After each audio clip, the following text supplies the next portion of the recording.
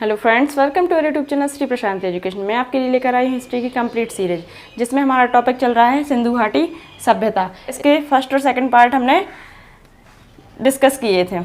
कल की वीडियो में हमने इसका सेकंड पार्ट डिस्कस किया था। जिसने सेकंड पार्ट को नहीं देखा है, फर्स्ट और सेकंड पार्ट को नहीं देखा है, वो लिंक डिस्क्रिप्शन में जाकर लिंक पर क्लिक करके फर्स्ट और सेकंड पार्ट को देख सकते हैं।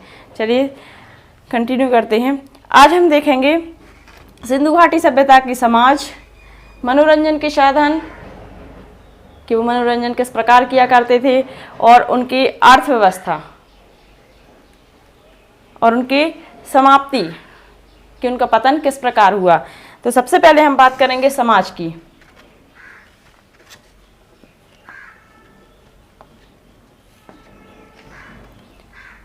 सिंधु घाटी सभ्यता में मात्र सत्तात्मक समाज के साक्ष्य मिले हैं। जैसा कि मैं आपको कल की वीडियो में बता चुकी हूँ कि मात्र सत्तात्मक मतलब माता की सत्ता इस सभ्यता में चलती थी।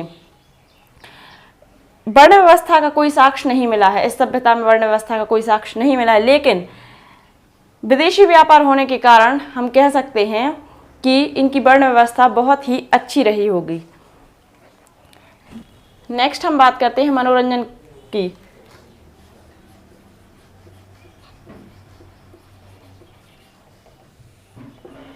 मनोरंजन की कि यह किस प्रकार मनोरंजन किया करते थे। तो यह मछली पकड़कर अपना मनोरंजन किया करते थे।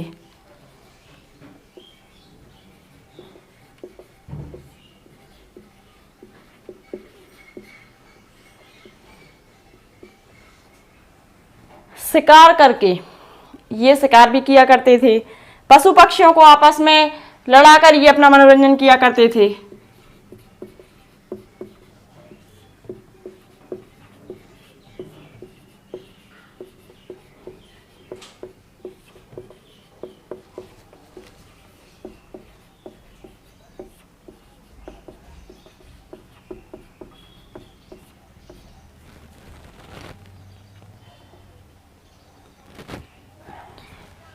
चौपर खेलकर,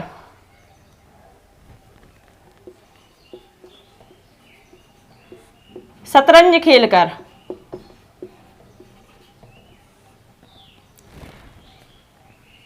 संगीत, नृत्य आदि से ये अपना मनोरंजन किया करते थे। हालांकि अब तो हमारे मोबाइल से ही मनोरंजन हो जाता है, अब हमें इन चीज़ों को खेलने की ज़रूरत ही नहीं रहती है। लेकिन पहले के लोग, क्योंकि उनके पास मोबाइल तो होता नहीं था, तो इसलिए मछली पकड़ना, शिकार करना, पशु पक्षियों को आपस में लड़ाना, चौपर खेलना, शतरंज खेलना, नृत्य करना, है ना, ये सब मनोरंजन के लिए किया करते थे। नेक्स्ट हम बात करते हैं इनकी अर्थव्यवस्था की कि इनकी अर्थव्यवस्था कैसी थी, है ना, यह किस प्रकार व्यापार किया करते थे। इन सब चीज़ों को हम इसमें देखेंगे। इनका मुख्य व्यवसाय कृषि था। कृषि इनका मुख्य व्यवसाय हुआ करता था। इन लोगों ने, सिंधु सभ्यता के जो लोग हुआ करते थे, उन्होंने कपास की खेती करना सबसे पहले शुरू किया था।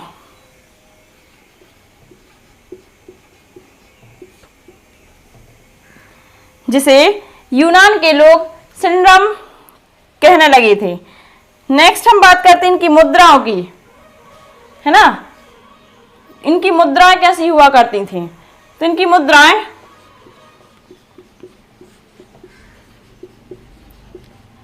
आयताकार, वर्गाकार हुआ करती थी।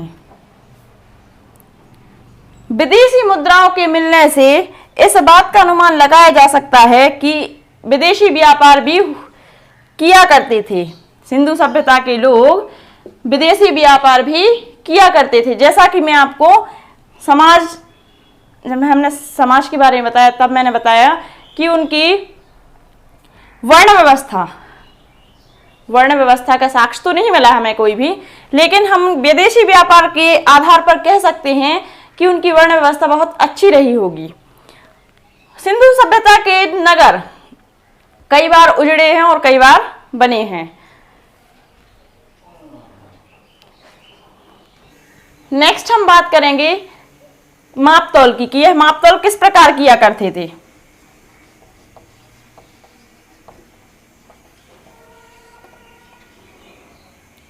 मापतौल करने में ये क्या क्या उपयोग किया करते थे? मापतौल के लिए हाथी दांत के पैमाने का उपयोग किया करते थे, जिसके साक्ष्य हमें लोथल से प्राप्त हुए हैं।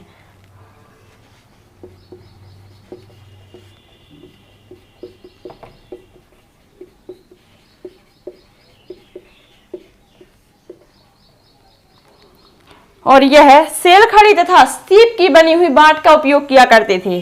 जिस प्रकार हम लोहे से बना बाट का उपयोग किया करते हैं, उसी प्रकार ये सीप से या सेलखड़ी से बने हुए बाट का प्रयोग किया करते थे।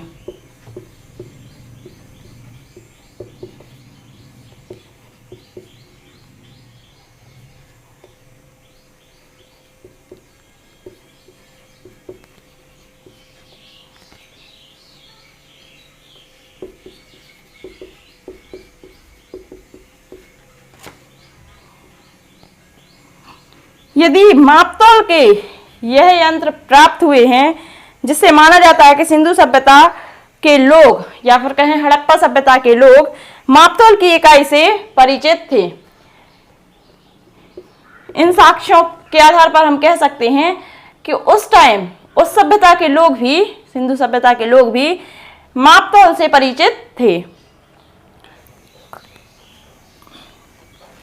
अब हम बात करेंगे कि सिंधु सभ्यता में किन किन धातुओं का प्रयोग हुआ करता था। सेकंड पार्ट में बता चुके किन किन धातुओं का उपयोग ये किया करते थे। यह तांबा, सोना, चांदी,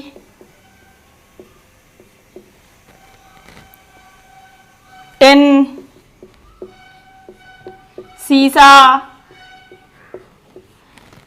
आदि धातुओं से ये परिचित थे। चांदी का यह सबसे ज्यादा प्रयोग किया करते थे और इन्हें लोहे का कोई भी ज्ञान नहीं था, क्योंकि हमें लोहे के कोई भी साक्ष्य प्राप्त नहीं हुए हैं जिससे हम कह सकते हैं कि इन्हें लोहे का कोई भी ज्ञान प्राप्त नहीं था, जैसा कि मैं आपको पिछली वीडियो में बता चुकी हूं। पहली बार चांदी का उपयोग सिंधु सभ्यता के लोगों ने ही किया था। सबसे अधिक तांबे का प्रयोग भी किया जाता था। सिंधु सभ्यता के लोग सबसे अधिक तांबे का प्रयोग भी किया करते थे। अब हम नेक्स्ट बात करेंगे उनकी परिवहन व्यवस्था की। परिवहन के लिए क्या क्या वस्तुओं का यह उपयोग किया करते थे, किन किन साधनों से यह परिवहन किया करते थे, इन सभी चीजों का हम डिस्कस करेंगे। परिवहन तो प्राप्त साक्ष्यों के आधार पर सिंधु सभ्यता के लोगों द्वारा परिवहन के लिए बैलगाड़ी और नाव का प्रयोग किया जाता था। जैसा कि हमें जो साक्ष्य प्राप्त हुए, बैलगाड़ी के साक्ष्य हमें प्राप्त हुए, नाव के हमें साक्ष्य प्राप्त हुए, तो इस आधार पर हम कह सकते हैं कि यह बैलगाड़ी, नाव का प्रयोग किया करते थे परिवहन के लिए, है ना।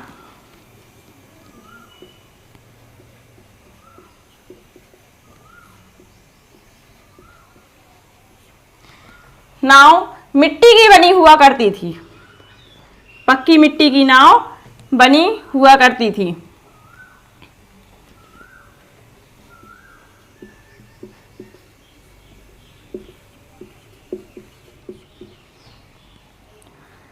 हड़प्पा और चहुंदड़ों से कांसे की बैलगाड़ी प्राप्त हुई है।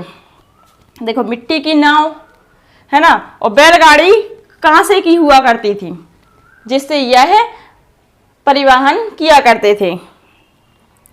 बनवाली सड़कों पर बने बैलगाड़ी के पहियों के निशान, इस आधार पर भी हम कह सकते हैं कि बैलगाड़ी का ये उपयोग किया करते थे। लोथल से हमें पक्की मिट्टी की नाव के साक्ष्य प्राप्त हुए हैं। मोहरों में नाव के प्रयोग से यह प्रमाणित होता है कि जलमार्ग पर नाव या जहाज का प्रयोग किया जाता था। जलमार्ग पर नाव या जहाज का प्रयोग किया जाता था। जिसका प्रमाण नदियों के किनारे बसे लोथल, रंगपुर, बालाकोट, सुतकाहकोह आदि प्रमुख बंदरगाह वाले नगर हैं।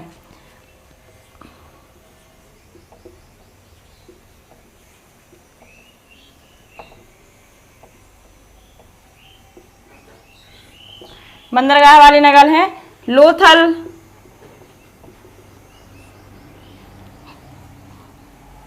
बालाकोट,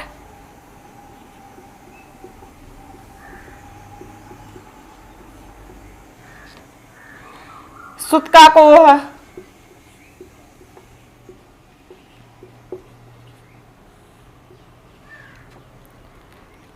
रंगपुर आदि नगर बंदरगाह वाले नगर हैं। नेक्स्ट देखते हैं हम सप्ताह के बारे में कि सप्ताह ये किस प्रकार किया करते थे, है ना। सप्ताह आंशिक सप्ताह किया करते थे, पूर्ण सप्ताह किया करते थे,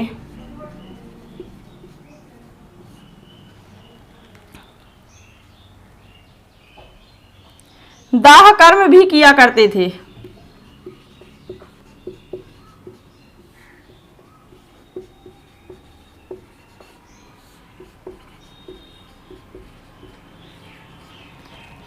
सिंधु घाटी सभ्यता के लोग पूर्ण सप्ताह, आंशिक मतलब दफनाना, है ना।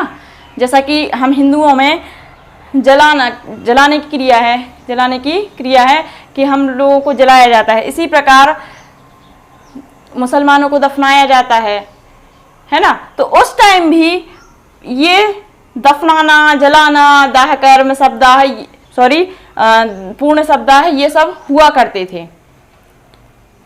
नेक्स्ट हम बात करते हैं इनके पतन की कि इनका पतन किस प्रकार हुआ। कि इसका कोई ठोस कारण नहीं बता पाया है कि यह पतन, सिंधु घाटी सभ्यता का पतन हुआ किस कारण से था। कोई कहता है बाढ़ आने के कारण, कोई कहता है भूकंप आने के कारण हुआ था। चलिए इन सब चीज़ों को देखते हैं। अलग अलग लोगों ने अलग अलग मत दिए हैं कि इसका अलग अलग लोगों ने अलग अलग कारण बताए हुए हैं कि इसका पतन किस प्रकार हुआ। जैसे व्हीलर और पिंगट के अनुसार बाहरी आक्रमण के कारण इनका पतन हुआ। व्हीलर और पिंगट ने कहा है कि बाहरी आक्रमण के कारण इनका पतन हुआ है।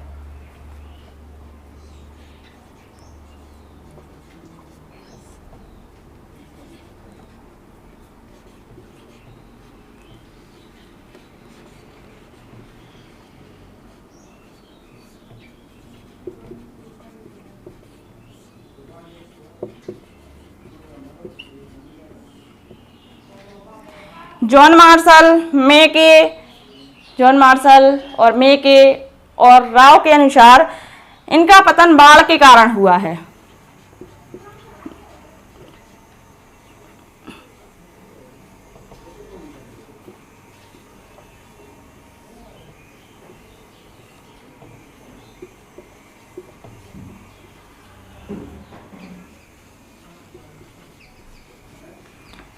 इन्होंने कहा है कि इनका पतन बाढ़ के कारण हुआ है, जिसे हम फ्लड कहते हैं, जो कि सबसे प्रभावी कारण बताया गया है। नेक्स्ट हम ओरेलस्टीन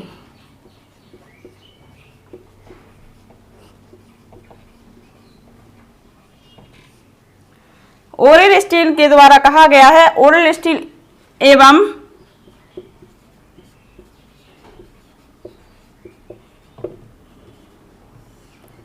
अमलानंद घोष के द्वारा कहा गया है कि इनका पतन जलवायु परिवर्तन के कारण हुआ था।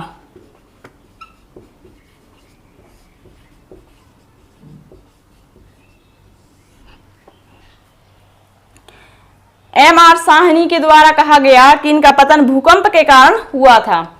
जैसा कि मैं आपको बता चुकी हूं कि अलग अलग लोगों ने अलग अलग कारण बताए हैं इनके समाप्ति के।